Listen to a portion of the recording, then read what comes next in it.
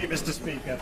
I was visited at one of my surgeries in Broxtowe by my constituent, Aaron Horsey. In his arms was his 3-week-old newborn baby, Tim. Aaron's wife, Bernadette, tragically passed away whilst giving birth to Tim. Aaron came to see me regarding the disparity that exists over shared parental leave. The current eligibility requirements differ between that of the surviving birthing partner as compared to the surviving non-birthing partner. And this meant in Aaron's case he was not entitled to leave to raise his son. Would the Prime Minister ensure that both my constituent and I can meet with the relevant minister to make sure that we move towards a future where parents are not in this position? Prime Minister. Well, I know that he gets in to resolve this issue. Mr. Speaker, will the PM join me in condemning opaquely funded so-called think tanks who exert so much influence on gullible politicians that their policies were able to almost crash the UK economy just weeks ago? Open Democracy reports a former member of the Charity Commission board has called for the Institute of Economic Affairs to be stripped of its charitable status, saying the very purpose of the IEA, shrinking the state, is political. Is it right this body receives charitable tax status? And will the PM meet with me to discuss the influence bodies such as the IEA exert on politicians, including what influence they still have with him? Well, Mr. Speaker, obviously charitable status is a matter for the Charities Commission, but more generally, I actually do believe in free speech and vibrant debate of ideas. That is a good thing, and we should do absolutely nothing to stamp it out, even when we disagree with it. Dr. Julian Lewis. Thank you, Mr. Speaker. In the run-up to the autumn statement, will my right honourable friend do everything he can to persuade the Chancellor to assist those people who took out mortgages in good faith and now are at risk of losing their homes through unaffordable increases? Prime Minister.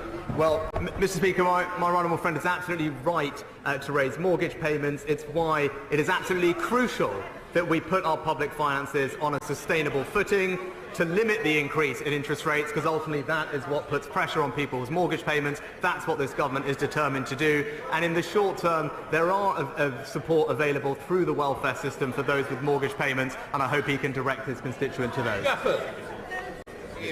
Thank you, Mr. Speaker. Given the continued Russian invasion and the now illegal annexation of parts of Ukraine, will the Prime Minister recommit his government to pursuing the full and proper accountability, including through the International Criminal Court, of those who violate international law in territories that they occupy?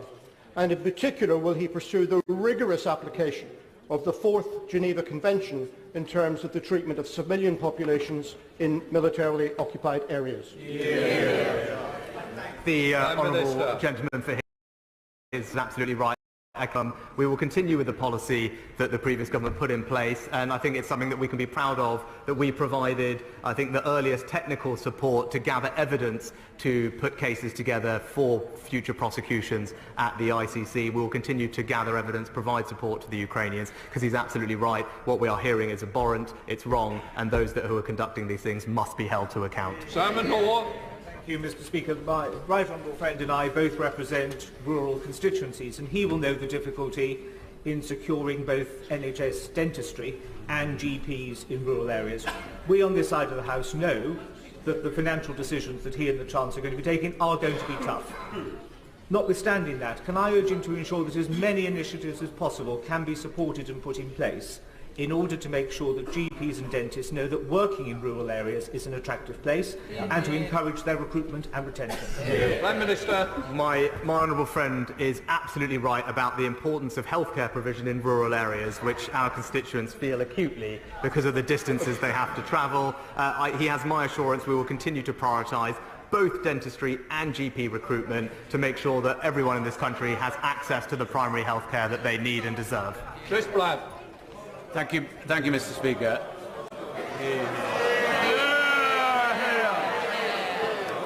I'm not going to be bullied into silence by anybody in this House.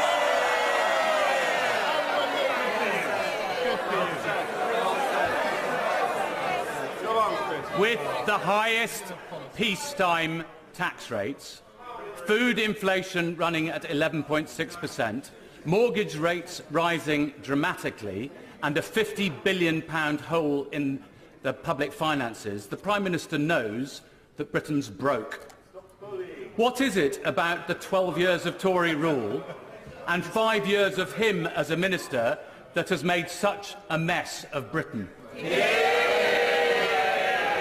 Well, Mr. Speaker, when it comes to the economy, the honourable gentleman just failed to mention the single biggest cause of the challenges that we face right now, which is absolutely the aftermath of a global pandemic which has affected supply chains across the world, and an illegal war being conducted by Putin, which is leading to high energy prices. These are the root cause of the challenges we are facing. The challenges we are facing are global in nature. It is wrong to say that they are particular to this country now, and we will, of course, do what we always do on this side of the House, deliver a strong economy for the British people.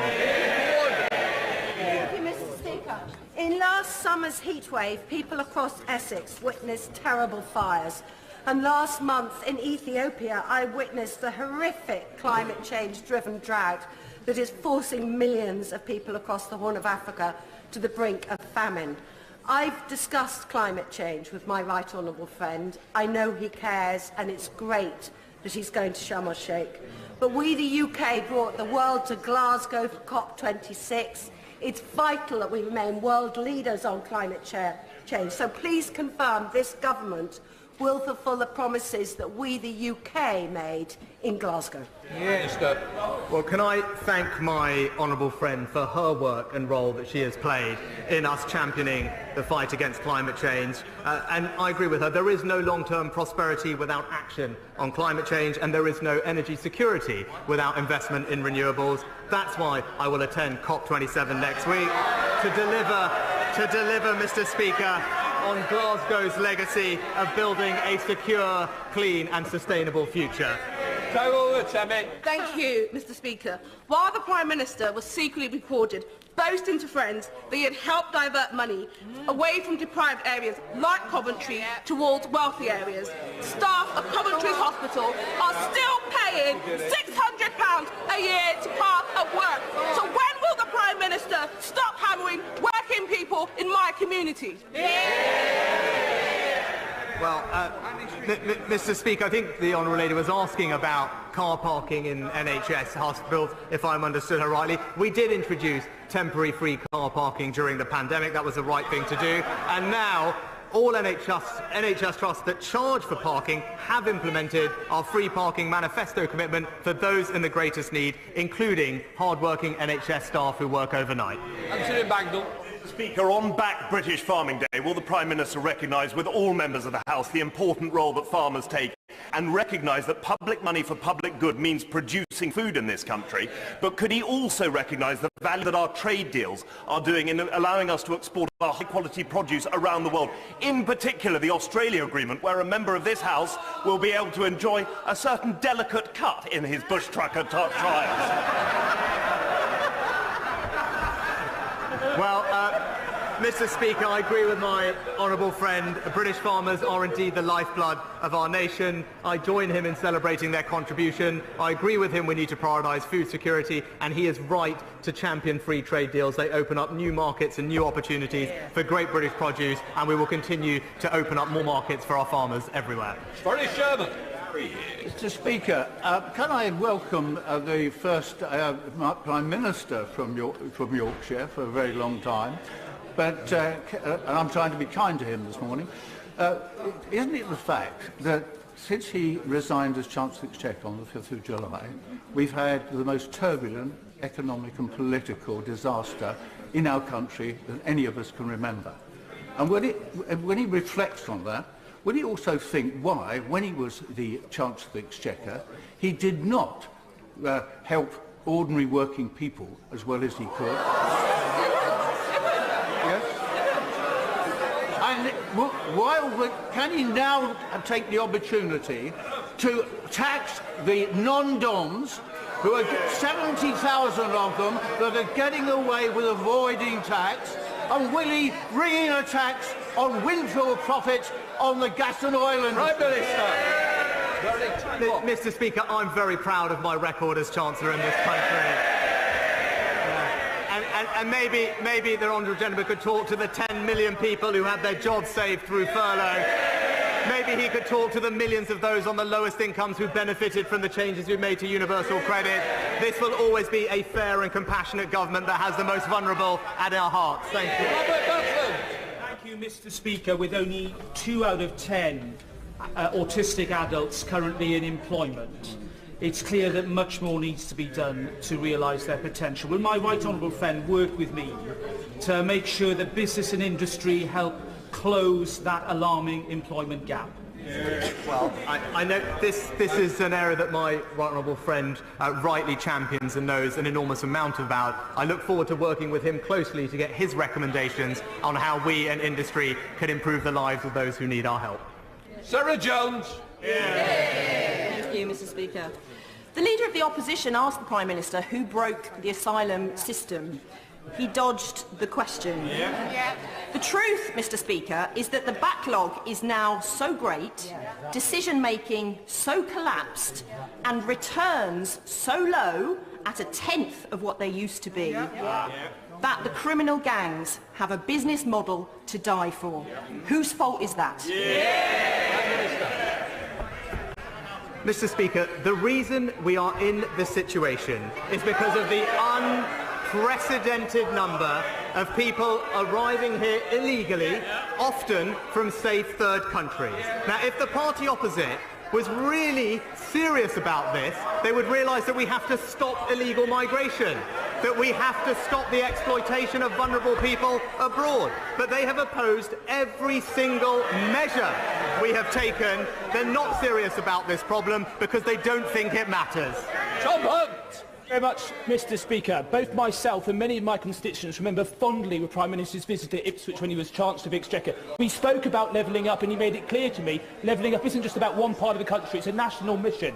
Therefore, does the Prime Minister agree that a great way to show people of Ipswich this will be support of our levelling up fund bit to get Ipswich active, £18 million, £15 million for Gaines Resort Centre, £3 million for the outdoor Lido in Broomhill? Prime Minister. Well, Mr. Speaker, my honourable friend is right. Levelling up is about spreading opportunity in every part of our United Kingdom, ensuring people have pride in the place they call home. I look forward to seeing his Levelling Up Fund bid, and I know it will be being considered over the course of this year, and I wish him every success. That completes Prime Minister's questions. Just let all clear.